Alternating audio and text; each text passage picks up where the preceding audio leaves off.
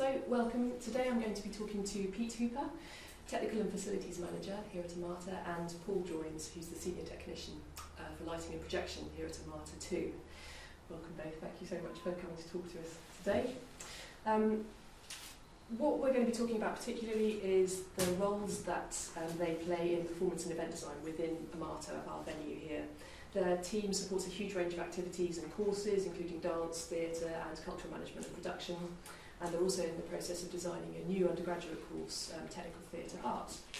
So, Paul and Pete, I'd like to start by asking you both a little bit more about your individual roles here at Amata. Okay, so myself as Technical Facilities Manager, I'm responsible for the operational elements of the whole scope of the activity of the Academy of Music and Theatre Arts, which goes from making sure the facilities work and are in place, that everyone is safe, working safely. And I manage 12 technical staff, all of whom have differing sets of skills in different specialist areas, ranging from lighting, sound, audio visual, visual effects staff. I also sit on the departmental board for the Academy, alongside the Director of Amata and the subject heads, where we decide policy for the Academy, and I'm also responsible overall for the health and safety of the department. Thank you. Well, I'm a senior technician. My role is lighting and projection primarily. I work directly under Pete as one of the technical staff here. So I'm responsible for supporting all of the performance production work that goes on in the performance centre and at Amata. One of the main parts of being a senior technician, I suppose, is doing a lot of the administration and management of that role, knowing where equipment is, how it's moving around, access to studios, rotoring, which we normally do in a fairly informal kind of way. My other main role is as an instructor. We used to be called technical instructors. Some of the changing names and terminology changed for good reasons, but we are responsible for doing quite a bit of teaching work, inductions and workshops, and then I run occasional sort of master classes, I guess, more advanced sessions for students that particularly want to pursue lighting a bit further and get more creative with that. So generally all students receive a sort of basic level of training, and then those students that want it and request it and look for it can go a lot further with it. And now obviously we're developing the new technical degree, and I've been very heavily involved in that, and we'll be teaching on that fairly extensively. Thank you. So could you tell me a little bit more about the type of work that goes on here in Amata? Obviously we have, we are a public venue, but we're also, as you say, a teaching institution. So how does that kind of work? Does that mean you have a real diversity of types of performance productions, etc., that you have to deal with? Yeah, indeed, and there's a very different sort of energy around working for the public programme and working with students. On one hand, we're working directly with professionals who expect a certain standard coming in as visiting professionals. On the other hand, we're working with students who are learning. Currently, we don't have many technical specialist students, so a lot of the work that we do is perhaps at a much kind of broader level when we work on performances with them, and we often are around about realising a lot of those students' ideas, whereas with the professional shows that come in, we are very much working for them to ensure that their shows are done properly, professionally. And Paul does a lot of both of those on an operational level, and Paul will deal with the visiting technical managers at the coalface, if you like, whereas I may be involved when they're first booked in, just as an introductory person, but Paul will deal more directly with them. One of the biggest sort of challenges, I guess, here, particularly for lighting and my area, is that transition of the theatre spaces from external visiting events who have very specific plans and ideas and demands as to how we set up the space, and then student productions for which we quite often like things to be quite differently done, so we're often moving backwards and forwards. That's kind of what I was talking about before, about sort of managing and admin the spaces. So we've just finished 40 odd third year productions just before the Easter holidays.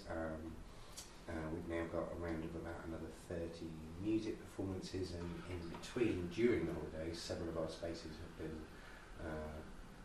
booked, used by visiting theatre companies and other production people. So we're resetting and reorganising and trying to move, trying to keep the space going while at the same time trying to find time for a bit of leave over the Easter holidays. So we've still got a bit of work to do. I don't think we've got too many more external productions coming in, which is good for us at the moment.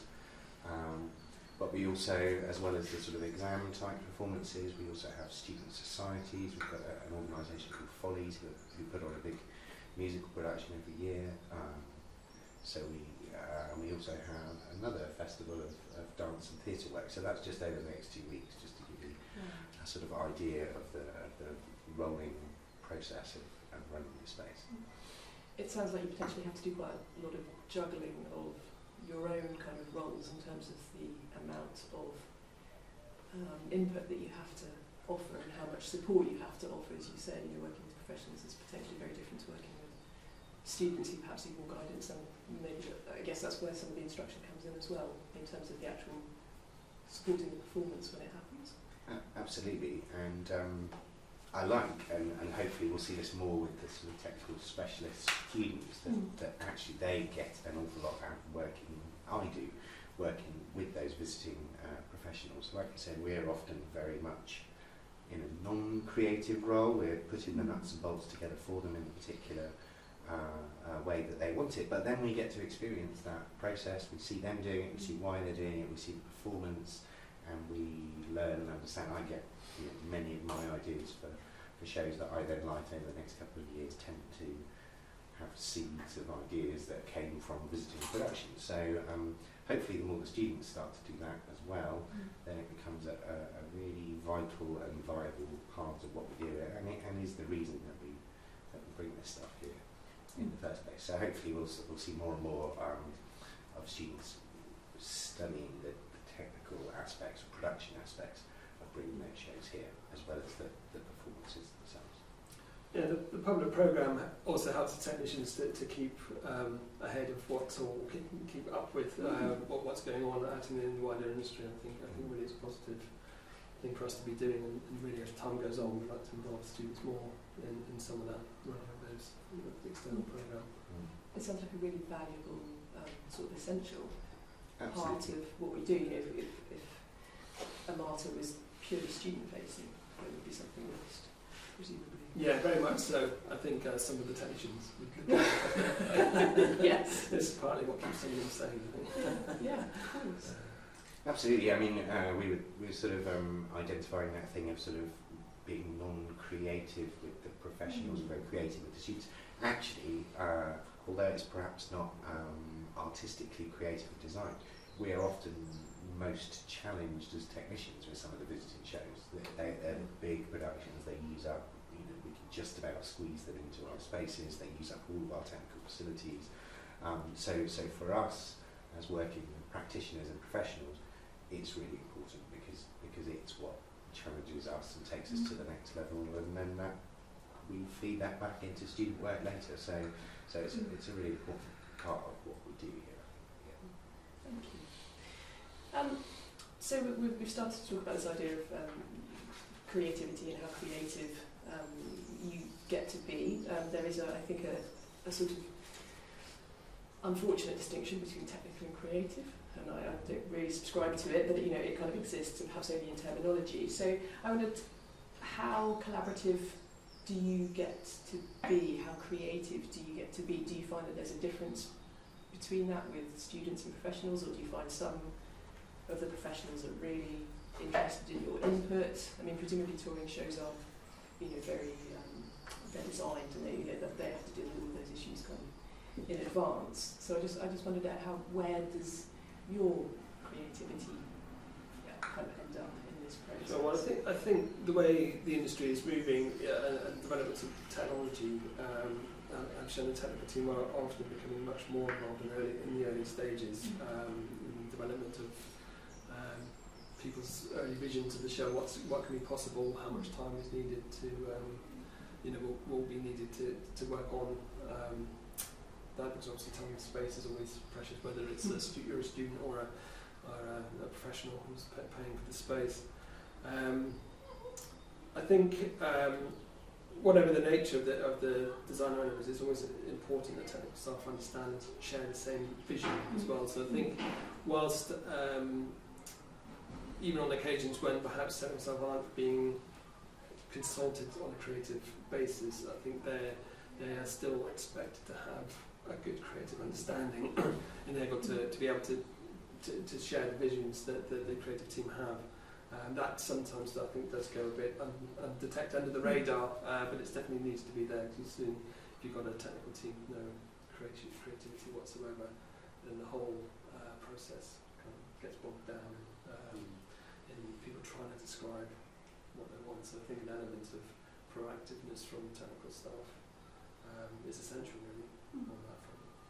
Well, I often equate it to actors and dancers, in that they are generally led, directed by directors and choreographers, and I'm not questioning their creative input, but there is an assumption that they still have a creative input even while being completely led by a director or choreographer. And I think the same is very true where the technical production team we're being requested to do certain things, but how we do them, how we achieve them, what possibilities even exist, always, particularly in a sort of more senior role as a stage manager or as a designer, the ability to be able to say no, to go back to the director and say, no, we cannot do this, it's not going to be feasible. However, I've had this great idea, I think we can do this. So that creative input is always there, even if you don't have overall control of the final product. Theatre dance is a collaborative process, and you should never be closing those doors and those ideas. Having said that, there's a hierarchy, there's a structure, particularly in sort of larger scale, let's say West End or Broadway type theatre. There is that hierarchy, that pay scale, that structure, and people work to their job descriptions. If they have overall creative control, then that's their responsibility. And I've worked at different levels and different roles with different companies. Fundamentally, we are an in-house venue team, and so normally most of what we do is visit other people's productions, and so isn't that creative.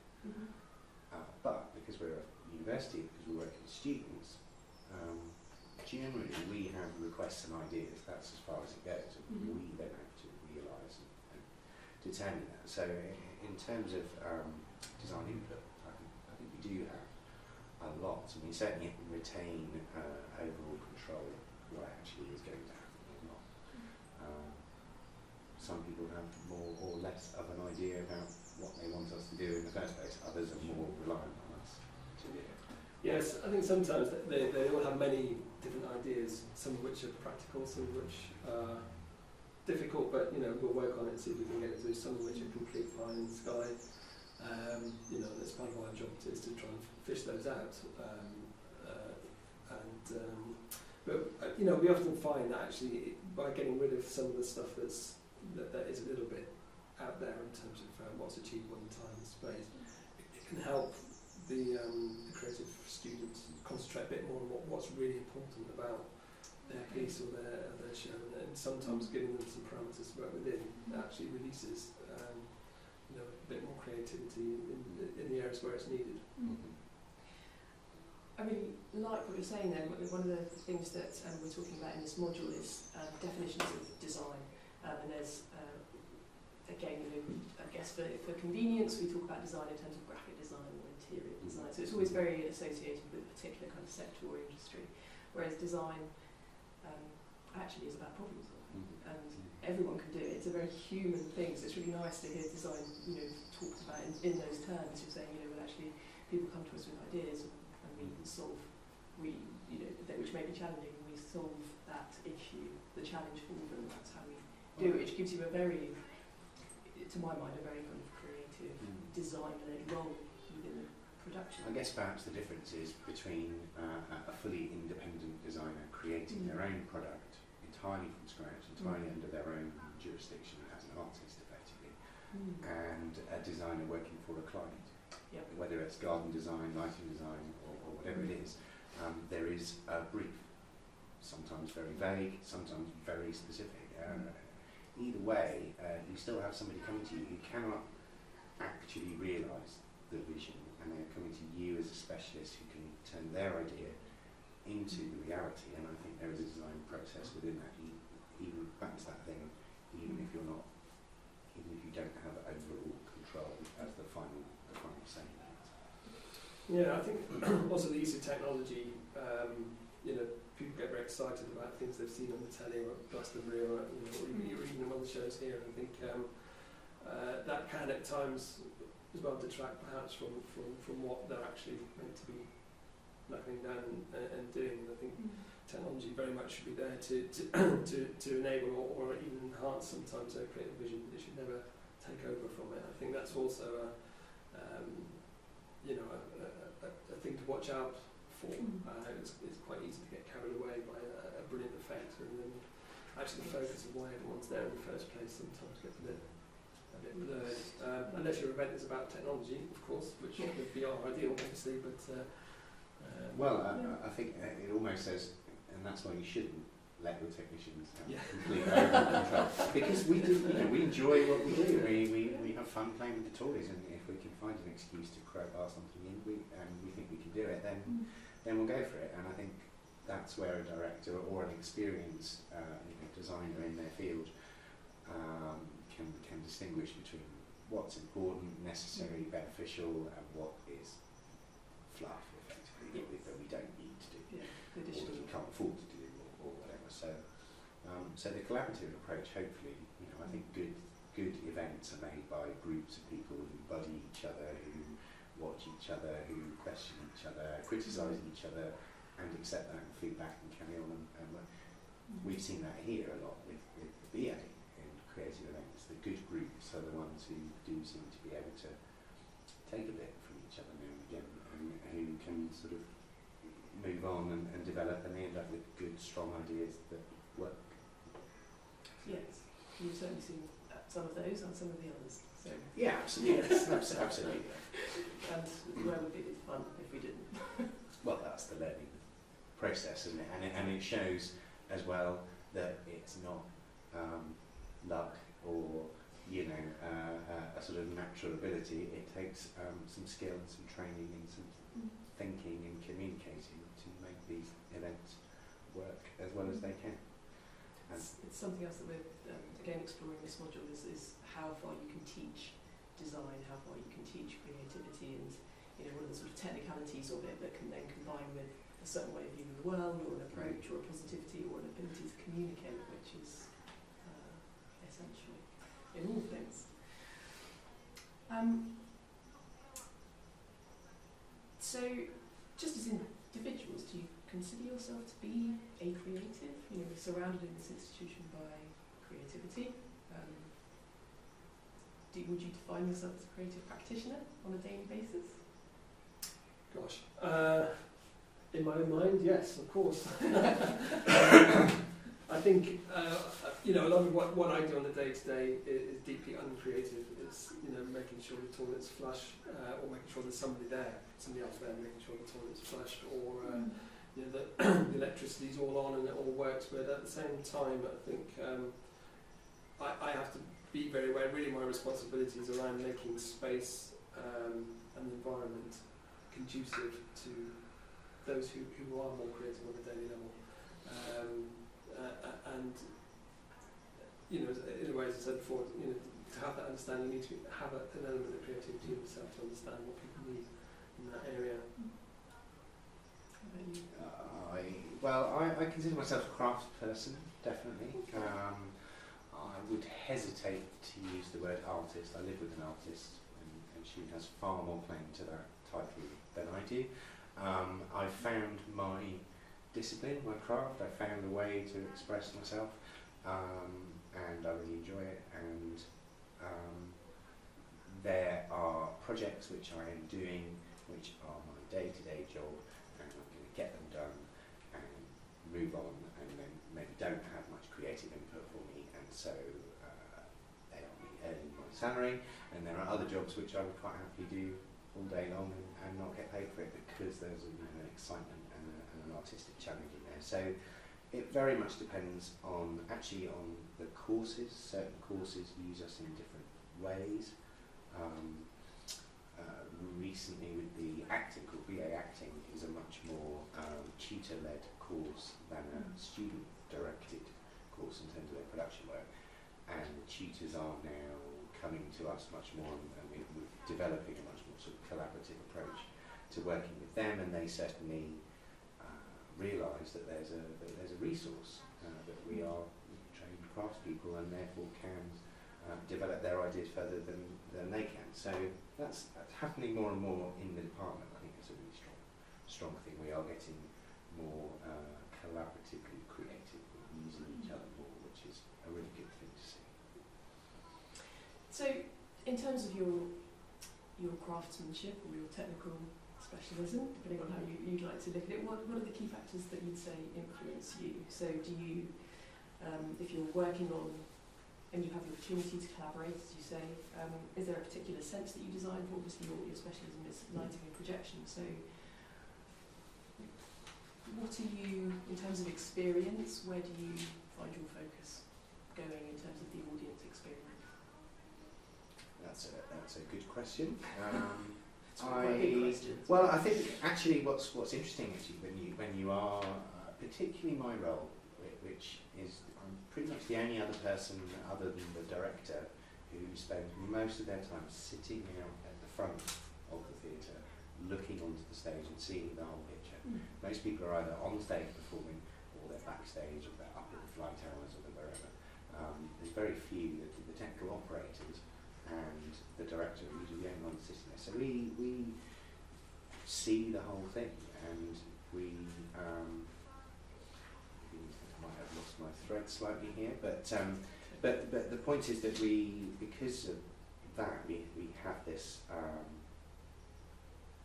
this sort of full vision of what's going on with the production. And I think even if you're very specifically working with just lighting, there is a kind of similar satisfaction and joy, I guess, as the director gets, because you kind of see the whole thing developing. You're watching all of the parts come together and how it fits together as a cohesive whole. That, for me, probably even more than running around up lighting rigs, which I also love doing, clambering around like a monkey. That process of watching it come together, I've always loved, and ever since I was very young, wanted to be involved with. So I think in terms of what influences me is a drive to be in that position. I always wanted to work around theatres. I worked a lot as I studied a lot as a child and as a young person, as a performer, and realised quite early on that wasn't actually really what I wanted. And I didn't know what I wanted, but I ended up finding what I wanted. And even in these uncreative, simple, unchallenging events that we're talking about, I'm still happy to be there. I wouldn't change my... It's not the easiest job in the world, and I wouldn't change it to much else, I don't think. So that, I guess, is what motivates me to do. Yes. It's interesting to know that you spent time as a performer. I didn't know that. And yeah, it's interesting you're saying about having that ability to understand what goes on stage and perhaps the directors and so forth are doing. I guess that gives you an edge, maybe over somebody who didn't have that background. Well, this is another little soundbite from some of my lessons, but I tend to talk about there being sort of two types of technician, and how they're in the performing arts event world. And they tend to either be very technical, engineering specialists, IT guys, programmers, who are fantastically useful at making things work and putting the facilities that we need on stage. And then there are the other main sort of type who are actually creatives and who come from a theatre and dance background, whatever, have had that through their young life and who maybe have just gradually headed off stage and backstage. I think in both of our cases there's an element of that. We certainly both have this background of having been involved in theatre and performance, which is a very specific sort of niche field, but it requires quite a lot of sort of discipline and behaviour and language and so on that then lends itself to all these other areas that we work in as well. I think from an event design perspective, we were talking more about sort of planned celebratory events, for example.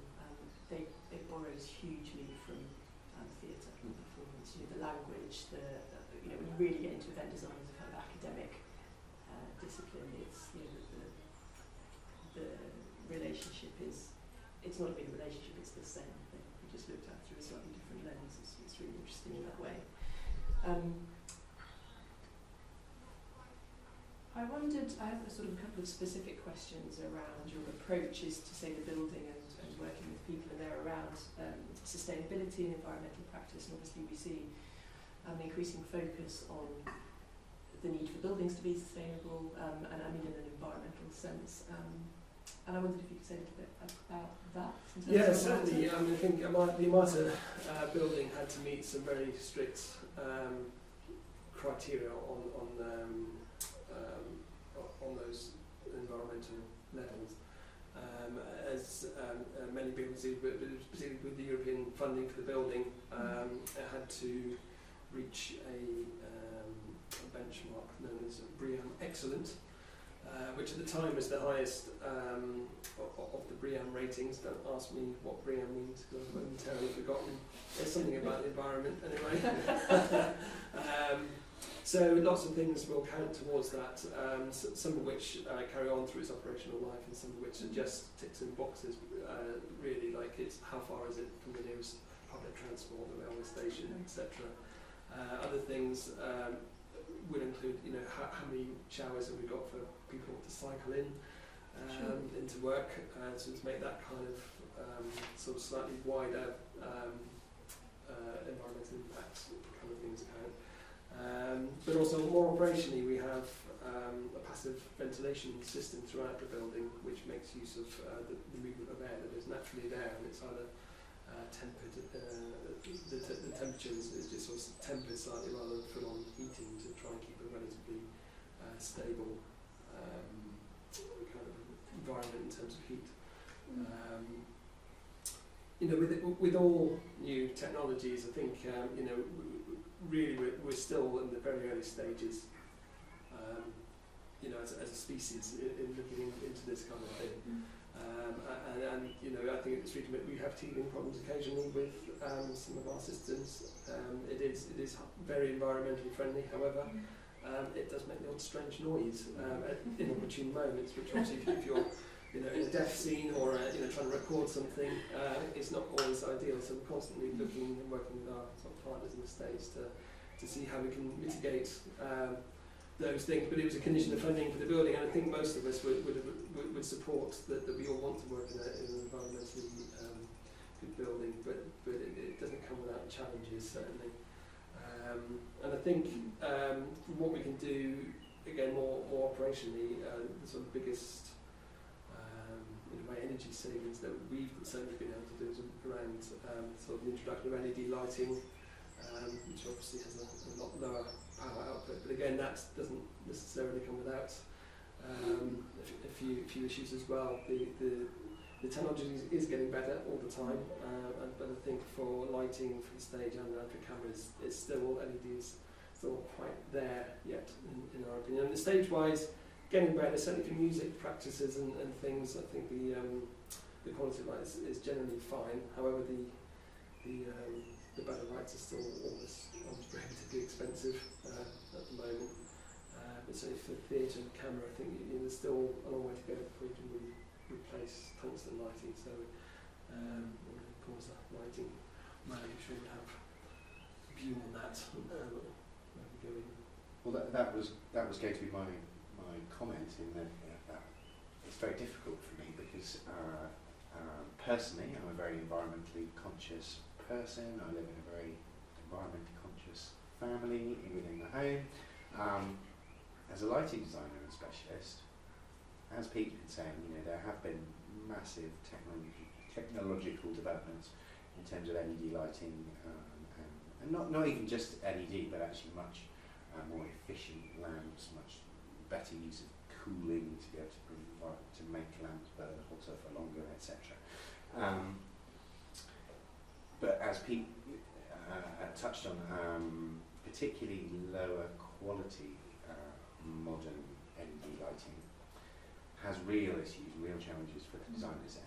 That although it seems very bright when you look at it, its actual ability to travel distance is quite reduced compared to tungsten, and it produces quite narrow spectrums of light, which often, to our eyes at least, can seem quite ugly and quite. So they have roles within certain parts of the stage, but not others so far. Just a quick note: I attended a conference as part of the Professional Lighting and Sound Association a couple of years ago, and it was effectively a shootout for TV studios, tungsten versus LED. Can we set up an LED TV studio? Yeah, and they bench tested a whole bunch of different products, different ranges, qualities, etc. And the answer from television lighting designers and stage lighting designers was nearly.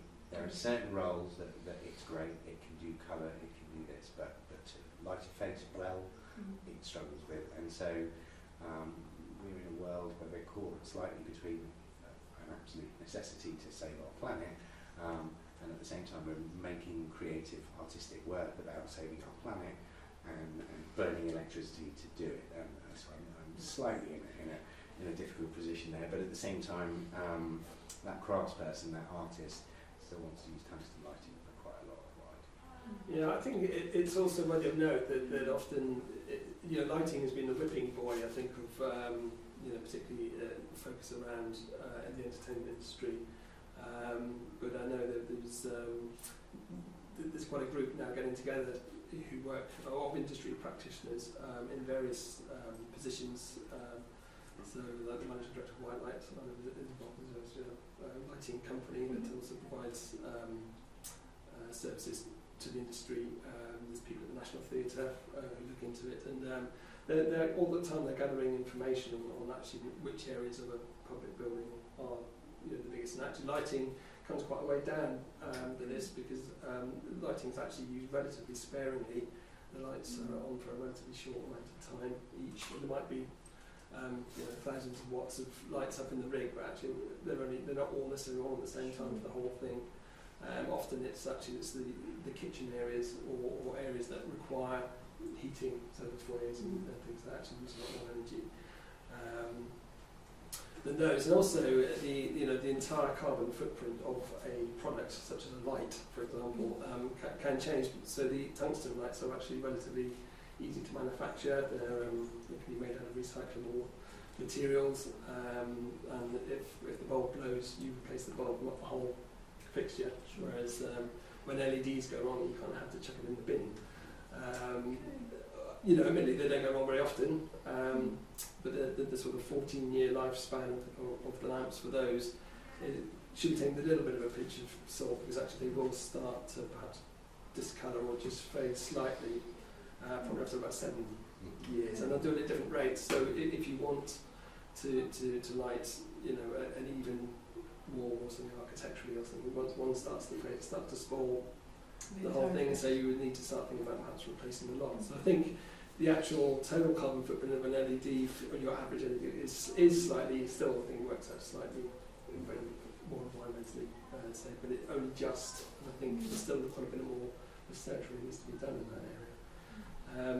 I think away from lighting, though, that there's a lot of work I know around sustainable festivals, yes. how you get the power to the festival, what you use the power. It's really interesting, actually. I think it's something that really universities should be perhaps researching more. On the new technical theatre arts, of course, there is a module focused around future technologies, and certainly the environmental element of that will feature very strongly. I think it's a constant juggle, isn't it? Particularly if you have an environmental outlook on life, and there is a constant struggle between what you know to be right for the world, and what you, as you say, I like the look of it more, the feel of it more. It's what I've kind of grown up to expect in terms of quality and all of those sorts of things. And I think we all juggle with that a little bit. Well, this comes back to that creative thing, because if I believe in the product and I feel that it's worth it, then perhaps I can put my environmental concerns to one side slightly at that moment.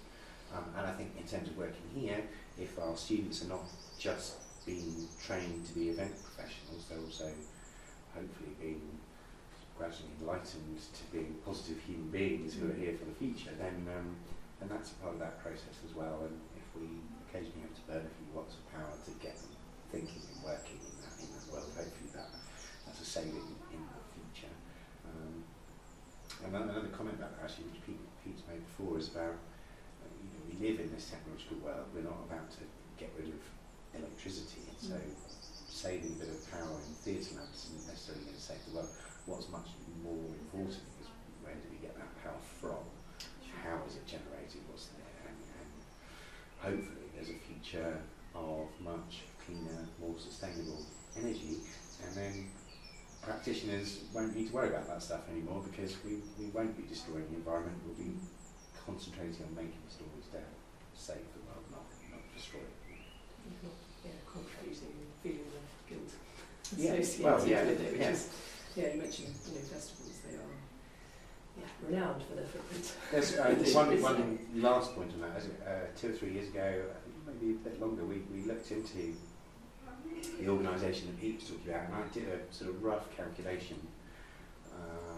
which suggested that if we changed all of our tungsten lighting over to LED, that with the overall carbon footprint of the building, electricity usage of the building, we would save roughly 4 to 5% of our energy over the whole year, because the vast majority of our energy, as Pete said, is heating systems and air ventilation with cooking and hot water. So a massive investment to change everything over to LED to save 4% of the energy, that isn't viable for us economically yet, that's for sure. But I guess the thing that's really reassuring for me and hopefully for students to hear is that we think about this. This is that is part of our decision making process. It's something that we are aware of and we talk about and we research into. So health and safety conditions and legislation and so forth are necessarily very rigorous, and I know that you both take them very seriously, not least because you're instructing students around this as well. But I wondered how much the changes in legislation impact on creative practice, whether it be from the professionals that come in or the students, and how much does that impact on the design of the work that you're involved with? Could you give me any examples of where it's perhaps presented some challenges? I think certainly at the student work level, I see it very much as part of our job is to minimise the impact on the creativity. But that we're only able to do that because we take it very seriously. We think about it early on in the process, and I think the earliest you can start to think about these things, then the less impact it will probably have on the final goal, if you like. Certainly the technical staff at amata are all trained in industry or nationally recognised qualifications around safety and health, and we keep that very much at the forefront. The students obviously need to know that it's important, but I think from our side, having a positive attitude towards what we can do to help them achieve their visions in a safe way is definitely the way to go. I think as soon as you start saying no, people start to tell you everything that they intend to do, and that can actually be worse. So it's a fine line. It's very important, and I think particularly for event managers, really do need to know the legislation and what a lot of that means. To think, the last thing anyone wants is for anyone to get hurt as an event, particularly if it's a visiting member of the public, for many reasons, moral, financial, and it's something that people often talk about. So yeah, very, very important. But I think early communication about what people intend to do, match with a sort of a highly knowledgeable team of people who can work together, risk assess it properly and carry out the risk assessments in good time is the key. I think also last minute ideas can be tricky. I think that's probably the most challenging thing is when a last minute idea comes in and we don't really have time to fully assess it and put in control measures. I think that would probably be the biggest one. Bringing up Paul talk now, I'm trying to think of an example where it can come in.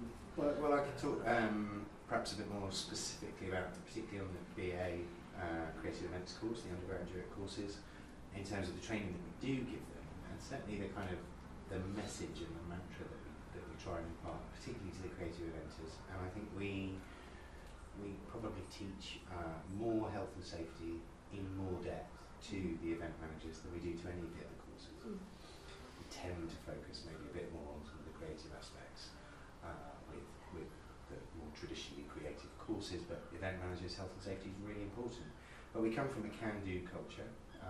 My main PowerPoint that I deliver to the creative eventers starts with a slide with 10 dancers hanging from a piece of truss, hanging from a crane 60 feet in the air, and I basically say, look, this happened. This is an event that did go on, and we are able to take dramatic risks, but they're not as risky as they appear because they've been assessed, because specialists have introduced the right control measures and so on. Having said that, there are still risks, and there are still very established companies that have had major health and safety incidents, and so as Pete said, the level of training that we undergo to be able to supervise students working in these spaces and the decisions and responsibilities that we make. I think the biggest issue with health and safety in this country is that it puts a lot of responsibility on the assessor to have assessed something correctly, and therefore they tend to over-assess, over-engineer and de-risk. I think creative risk assessors who are coming from the point of view of we want this to happen, how can we make it happen, tend to produce their risk assessments in a very different way, just as safely, but with an idea. It's not about protecting it is about protecting the institution to a certain extent, but our priority is to try to get that creative message across and find ways to achieve that. So I say to the students, good quality training allows that creative freedom. It doesn't stop it. Good health and safety allows creative freedom, but it also allows everyone to go home at the end of the night and not end up somewhere they don't want to be.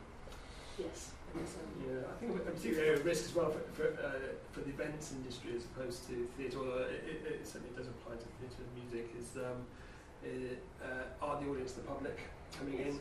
They're often coming in off duty, so their kind of level of awareness is perhaps lower than it would be when they were at their own places of work, for example. So that's always something that can take you by surprise a little bit. Sometimes alcohol's involved, and I think looking after people whose own perception of health and safety has diminished, although their opinions might not have. It's tricky, and I think that's one that often might be forgotten because there's a high wire act as part of your event. You're concentrating on that, but actually there's many others. It's when that high wire act comes face with the public, who are relaxed and off duty. It's certainly one of the examples that we talk about in the first module. We talk about health and safety is an example of a fire in a nightclub, which there are a number of contributing factors as to why it was as bad as it was. But one of them is the fact that there were people who were, as you say, off duty. They were drunk. It was the last thing they were thinking of. They weren't assessing all the time. They were just having a good time. And it's that kind of the speed of the audience reaction is slower than you think it might be. Yeah. So that's the biggest liability perhaps that we have to deal with. One of the other things I wanted to talk about was the change in technical provision and the developments that have occurred with regard to technology. So AV and there's certainly a need in festivals particularly at the moment, there is a real drive for there to be VR, AR potentially within a couple of years, I would think. And I just wondered how that kind of very rapid progression and kind of audience expectation, how do you work with that from a design perspective, and do you also find that in the demands of the people that you work with? Is there an increased demand for that level of technology?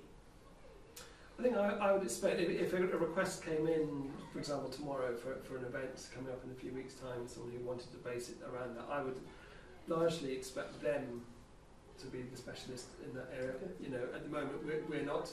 We've got a couple of guys who would be interested in that area, and you know, would have an aptitude towards working in that.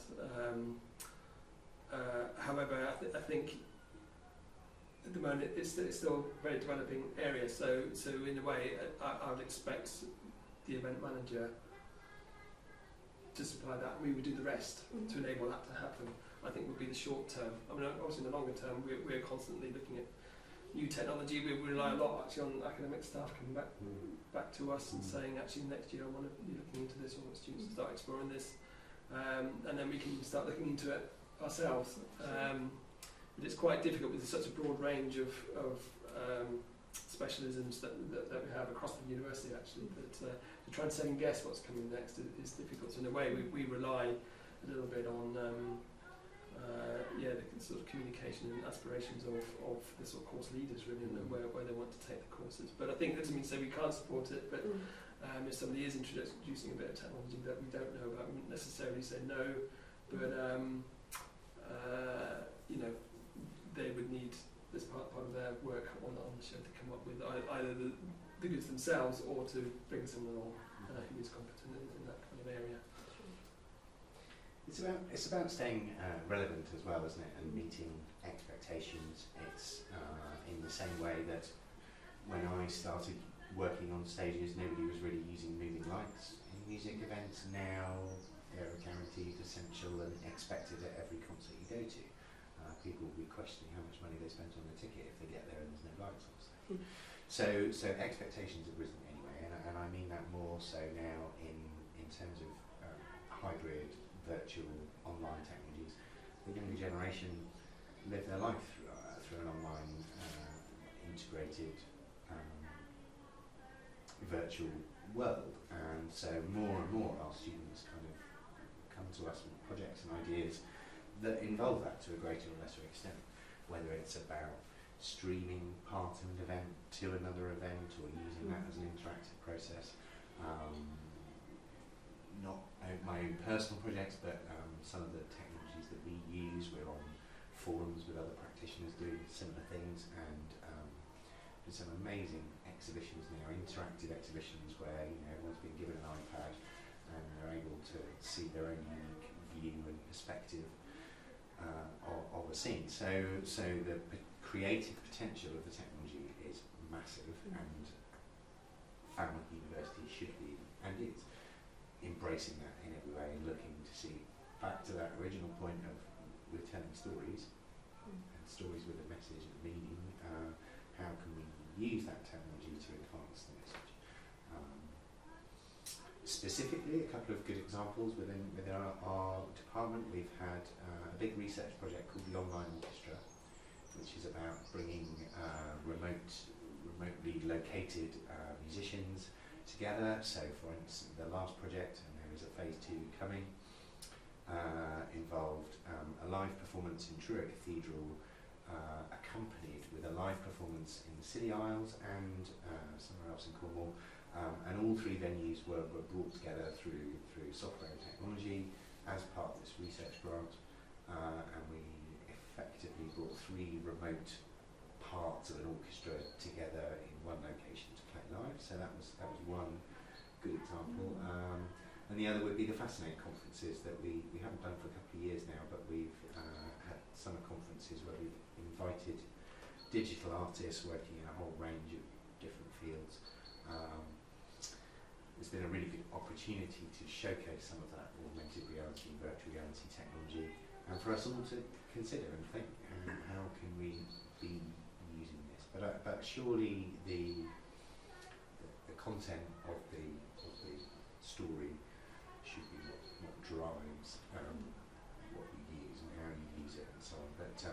very interested. I think as Pete said, we're not necessarily fully specialists in those areas, in some of those areas, but we're researching and learning about it as much as we can, as fast as we can. I feel the Yeah, same way. indeed. And, the Games Academy, which is Of course. one of the new departments within the university, we're looking, I'm sure, very closely at that, and there's opportunities galore really for amata students to collaborate with them, certainly on the music side, and also to enter the sort of dramatic elements to it. So it's it's very exciting really. Nobody really knows where this is all headed. No, that gets me. That's part of the excitement. Yes. We're going to be talking about gamification, particularly as part of the design process. That's something we're seeing increasingly in terms of event design, is the borrowing of aspects from games and so forth, in addition to the technology as well. So it's certainly starting to feed in. And as you say, it's often with research grants where we start to sort of understand what it might actually look like, and we can see the possibilities. There's interesting ideas. There are things I'd like to do which are so... There'll be things I'll probably coming to you guys with. I apologise now. No, we're always interested. Yeah. Always reserve the right to say no. Yes. Yes, that's wise.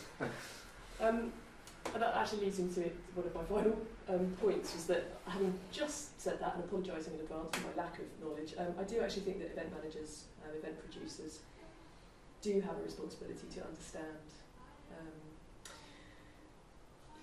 current trends, where perhaps the future is going in terms of AV, in terms of staging, in terms of sustainability, in terms of visual systems, and that we should keep really up to date with that stuff. And I just would say that's my kind of personal opinion, and I think very much the opinion of the colleagues that I work with in this institution, but I wondered if would you say that's kind of a common attitude of the people that you work with beyond the university? Well, I think I struggle in some ways to keep up with technology and the rapid development of advanced development. So, while I totally agree, and I think absolutely, I think we all work for the same team as producers, event managers, production designers, production specialists, crew. We're all effectively putting the resource in place in order for the story to happen. Or the event to happen, or whatever it is. And I think, while it's really, I think all of us need to understand each other's roles. I think it's a really important thing. I think whether if you're a performer, you need to have some sense of the backstage world, and that's why we teach lighting and sound to actors who have no desire to do this whatsoever. And so, a really good general understanding. I think it's about the language and your ability to be able to communicate with those specialists who can take your idea and develop it and turn it into a real product for you. And if you have a good sense of what you're talking about in the first place, I think that rubs off straight away anyway, working with any technical specialist. If you can talk to them in their language and have a conversation with them where they don't feel they're trying to drag out of you what it is that you're asking for, I think that really is important, helps the whole relationship. Maybe the flip side of that is producers maybe need to know that where their limits are and where they then need to go to the specialist before they've made a decision, we're going to do this. Sure. And the specialist goes, well, maybe. So hopefully we all know where each other's main strengths are and work to that. But I have to say my job is usually easier when the client, producer, whatever we want to call them, has a fairly strong concept of what it is they're trying to do, and a sense that it's achievable given their budget, their constraints, or whatever. So, it's an easier life that way, for sure. Yeah, I would totally agree with that. I think, more importantly, is a strong vision that's well communicated, and a reasonable understanding of what it is they're asking you to do is probably more important than any specific specialism, because it's such a broad range of things in the world now to be specialist in. It's difficult to know what to study in a way. But having said that, I think there's to have specialism in something may help them on that journey to understanding what other elements, how it affects other things as well. So. Whilst I certainly wouldn't discourage anyone from trying to specialise in anything. I think, you know, importantly as people who collaborate on events, is the person who has the vision, and also who is maybe the same as maybe not managing the event. You know, it's just a really strong vision, well communicated, is probably you know, the best thing for practitioners that they're using. And there's many you know, there's many sort of organisations out there where perhaps membership of would help on that. You know, for example, the Association of British Theatre Technicians or Professional Lighting and Sound Association. You know, there's always updates on technology when health and safety matters and things that are going on in the industry, and I think that would be advisable to people who want to do that, so that just keep abreast of what's going on in the industry, because it changes so fast, and often you don't always know which bits of technology that are new are going to get dropped in a couple of years. Well, and also even just from job to job, you know, venue to venue, company to company, differing levels of budgets, technologies, ideas. I think on the technical course we are expecting students to develop a specialism and to be very proficient in that specialism. But from the word go, from the outset, is this concept that they should also be proficient in a range of disciplines. They should work outside of their main field, partly because that will enable them to work with other people from that field for a long time, partly because jobs change, people change, time changes, and people move from one role into another. You know, I know event managers who have become very technical people, I know performers who have become very technical people, and vice versa. People move from field to field. So I think watching work, going to festivals, seeing shows is critical, and that's where most of your ideas, and you know, as artists we're all thieves and borrowers and magpies, aren't we? You know, we constantly are inspired by someone and we use those ideas somewhere else. So again, for the best collaborative project, we all have some knowledge and idea of what each other are doing, but at the same time a kind of maybe a subtle knowledge of where our own shortcomings are, and where we should stop and let the other person make a decision. I guess respecting other people's abilities and skills and training and knowledge and so forth is a happy place to be. Doesn't always happen. No, but let's talk about best practice and Absolutely. Idealism. So I wondered if there was any sort of last words that you'd want to say, so what you think is perhaps really key for an event designer to consider. What you'd really like them to be thinking about before or as they come to you? Well, one aspect is the thing I just said about watching stuff. You know, I work with a lot of students who are busy telling me what will work on stage or what won't work, and it's quite naive sometimes what's being said to me. I think people forget that lighting technicians, you've seen thousands and thousands of shows. We've sat at the back, as I was saying earlier, and we've watched the rehearsals. We've seen the whole thing over and over again. And so we see a lot of work. And so I think we have generally a pretty good understanding of what works and what doesn't work. I don't know how many lighting designers have moved into working as directors, but I would imagine there's a few, because it's not a totally dissimilar sort of world. So in terms of what the students hopefully have with them in the future, I think it's partly that we talked about that sort of knowing. I don't mean knowing one's place, because that sounds very sort of putting them down and judgmental, but a real sense of how we can all work together and who's got the best ingredients to make it work. Seeing stuff, being involved, working, talking, playing with people who are also involved. You know, I live with an artist, as I said earlier, so I get to go to lots of art exhibitions as well, which is very different to my world, but actually inspires and helps and makes me think all the time about colour and shape and form and so on. So don't ever think you're there. Don't stop learning. These are all the they sound like sound bites, but they're cliches, but they're really important things. No, I think you're absolutely right. Yeah, indeed. Communication is my soundbite on that one. But I think, you know, in a way, as long as it's relevant communication, you know, just be as clear as you can about your goals and who it is you want to achieve them.